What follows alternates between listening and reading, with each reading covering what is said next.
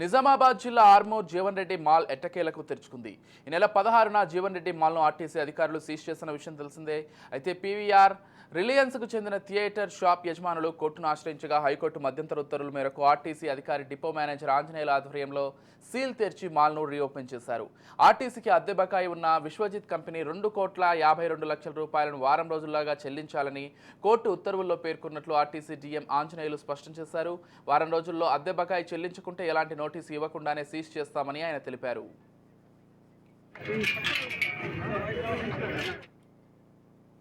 చేయడం జరిగింది. మరలా ఈ రోజు రీఓపెన్ కూడా చేయడం జరిగింది.